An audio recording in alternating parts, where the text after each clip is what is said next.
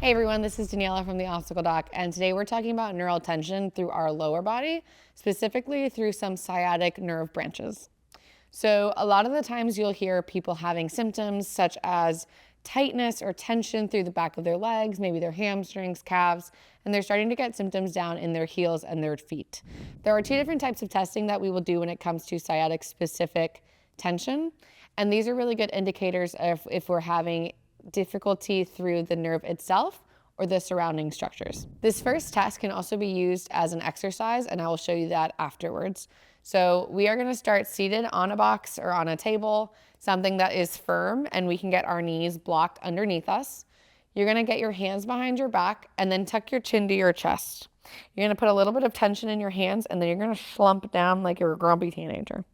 You're gonna keep your head tucked, and then you're gonna start with your not involved side. So if your left side is the side giving you issues, we're gonna start with our right side. And with our right leg, we are going to first straighten our knee, keeping ourselves in this crunchy position. And then you're going to pull your toes back towards your face. If this starts to reignite symptoms or just uncomfortable sensations, we're gonna hold for a second and you're gonna play with your distant factor. So you can either play with your foot. If you point it, does that make things better or worse? Or if you keep your foot flexed, if you look up, does that make things better or worse? You are then going to check the involved side, so the side that is actually symptomatic. Again, we did the non-involved side first to just see what our comparable sign is. So we're gonna bring hands behind our back, tuck our chin, drop our shoulders, and then lift up our leg. We'll flex our foot, and then if that starts to change into our familiar symptom, so the symptom that we're complaining about, again, we're gonna play with that distant portion, either pointing or flexing the foot or lifting or lowering the head. If we have changes in our symptoms when we play with the distant factor, we're gonna keep that in mind because we are now seeing signs of neural tension. So because we are having symptoms down our leg and we can play with our distant factor being our head, we know that there's not a muscle that's connecting from the top of our head through the bottom of our heel. What is connected though is our nervous system. And when we have that much flexion through our entire nervous system, we know that a distant component moving means that we're easing or slacking some of that tension off. So to use this as a home exercise, what we can do is try to create a flossing or a gentle mobility in through the nerve, in through the nervous system, using that same pattern. So if you have symptoms when you come here, but if you can bend your knee to this degree without any really fierce symptoms, you can just move into that degree of flexion, extension, until you start to feel that you can move further into the range of motion. This would be an indication that you're moving into that, gliding into that nervous system, and now you're not pushing it into a place that it's not comfortable yet. You're kind of working into the motion. So another way that we can check neural tension through the sciatic nerve is with laying down in an active straight leg raise.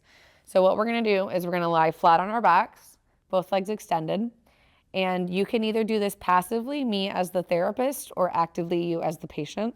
You're gonna lift your foot up as high as you can. Again, we're gonna go uninvolved side first until you feel a stretch or a change. And then you're gonna pull your toes back towards your face. Notice what that does. And the last piece is gonna be tucking your chin to your chest and lifting your shoulders up. If this is our uninvolved side, we're then gonna switch to our involved side. And again, notice if we can get equally as high or not as high, or if we can change a distant component to make our leg feel better, feel worse, go higher, go lower. If we can get our leg to go higher, but as soon as we flex the foot, we have to drop down, now we know there's a positive neural tension sign. Or if we can lift up our head, but now we have to lower down, vice versa. For a lot of patients presenting to clinic, this can look like a sense of hamstring tightness, calf tightness, maybe tension through their hips or their spine. And while sometimes there might be a muscular component, a lot of the times this neural tension can toss out other extraneous things. When we are looking at differences from our left leg to our right leg, if we start to play with the mobility of the spine, so where the nerves are coming out from, or if we start to play with the nerve tension flossing concept, so how freely we're getting signals sent from one side to the other, we can start to see changes in the ranges of motion without actually moving through the hamstring or the glute or the quad or the calf, because that nerve now feels more comfortable moving through space. Does that make